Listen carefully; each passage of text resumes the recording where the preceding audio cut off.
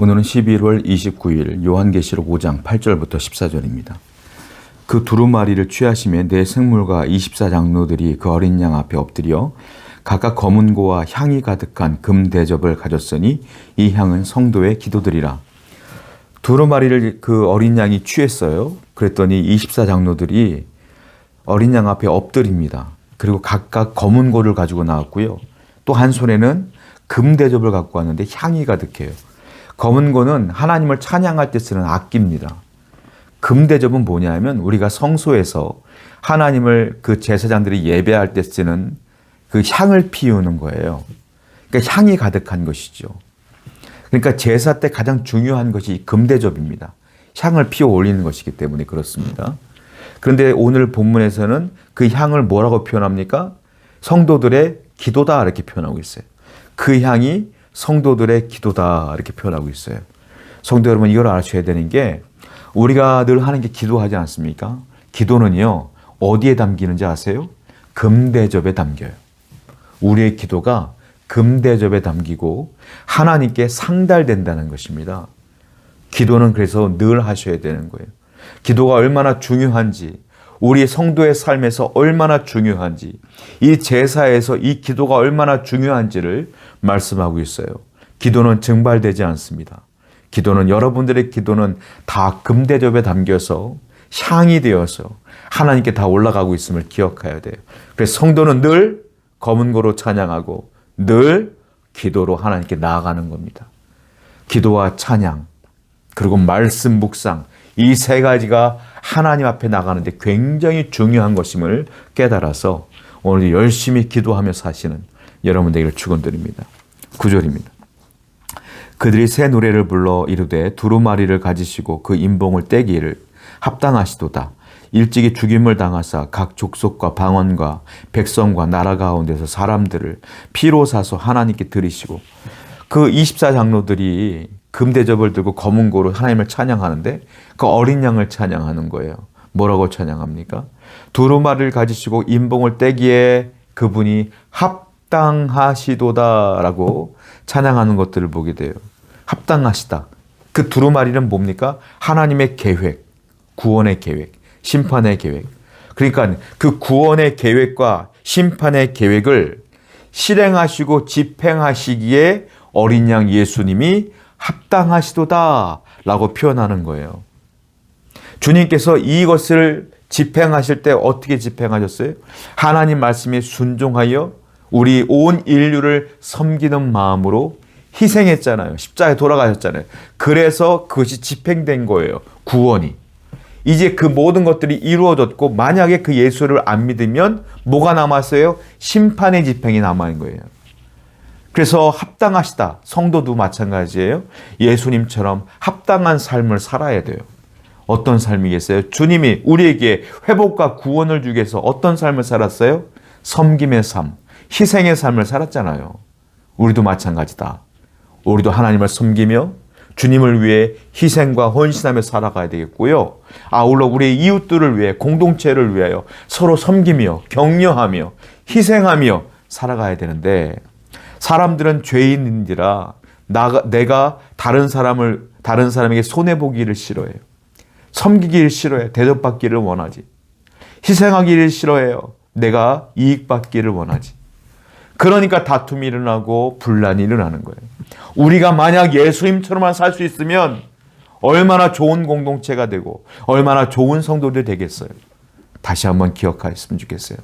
주님처럼 합당한 삶을 삽시다.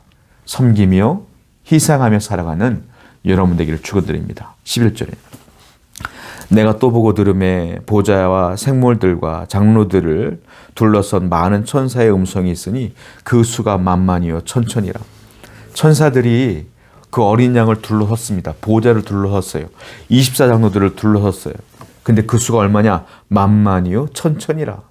이게 무슨 말이냐면 셀 수 없을 정도로 많다, 이 말이거든요. 예수님께서 마지막 기도처에 올라갔을 때 우리가 알고 있는 것처럼 로마인들이 예수님을 잡으러 왔죠. 가룟 유다가 배신했기 때문에. 그때 잡으러 왔을 때에 베드로가 막 화내고 말구의 귀를 자르고 막 그러지 않습니까? 그때 마태복음 26장 53절에 주님께서 뭐라고 말하냐면 내가 12군단, 12군단의 천사를 내가 못 불어서 안 부르는 줄 아냐? 이렇게 표현해요. 천사가 그렇게 많다는 거잖아요. 예수님이 그때도 그렇게 얘기했어요. 그런데 내가 안 부르는 거야 그랬어요. 왜냐하면 이 두루마리, 이 구원의 계획을, 하나님의 구원의 계획을 성취해야 되기 때문에, 이루어야 되기 때문에 내가 뭐 한다? 내가 참는다 이 말이에요. 주님께서 내가 천사들을 불러갖고 이 로마 군인들 싹 없애지 못하겠느냐? 그러나 내가 참는다. 오래 참는다. 주님이 오래 참으셨기 때문에 구원이 완성된 겁니다. 성도들도 마찬가지예요. 우리가 오래 참아야지 하나님의 영광이 나타나요. 우리가 참지 못하고 분내고 감정에 휘둘리고 하고 싶은 말 다 하고 하고 싶은 삶을 살아야 한다면 하나님의 뜻은 이루어지지 않아요. 대신 어떤 것이 이루어지냐? 내 뜻은 이루어지겠죠. 내가 하고 싶은 대로 사니까, 하고 싶은 말 하니까, 하고 싶은 대로 사니까 내 뜻은 이루어지겠지. 하나님의 뜻과는 정반대의 삶이 되겠죠. 성도는 그러므로 뭘 해야 되냐? 예수님처럼 참아야 된다. 화가 나도 참고, 하고 싶은 말 있어도 참고, 모든 것들을 참아내는 인내가 필요하다. 오늘도 잘 참아내시길 바라요. 13절입니다. 내가 또 들으니 하늘 위에와 땅 위에와 땅 아래와 바다 위에와 또 그 가운데 모든 피조물이 이르되 보호자에 앉으신 이와 어린 양이 찬송과 존귀와 영광과 권능을 세세토록 돌릴지어다 하니, 모든 만물 피조물들이 하나님을 찬양한다는 거예요. 땅 위에 있는 생물들, 바다 위에 있는 생물들, 땅 아래에 있는 생물들, 바다 밑에 있는 생물들이 전부 다 그 피조물들이 하나님을 찬송한다는 거예요. 왜 찬송할까요? 회복을 위해서. 세월이 흐르면서 수많은 개발들이 일어나지 않습니까? 우리가 다큐멘터리 같은 거 보면 북극과 남극에 있는 빙하들이 녹아내리지 않습니까? 기후의 이상들이 생기지 않습니까? 그다음 뭐예요? 환경오염이죠. 사람들이 발전하고 기술이 발달하고 과학이 발달하다 보니까 환경이 다 황폐해지고 무너지는 거잖아요. 그런데 그 피조물들이 뭐 한다? 찬송한대요. 그게 무슨 말이냐면 하나님의 회복을 위하여 찬송한다는 소리예요. 인간의 의무는 자연을 잘 다스리는 데 있어요. 이 부분을 우리가 기억해야 돼요. 또 하나, 그 피조물들 가운데 우리도 포함되어 있다는 거예요. 우리도 찬송하는 거예요. 뭘 위해서? 회복을 위하여. 모든 피조물들은 회복과 구원을 위하여 찬송하는 거예요.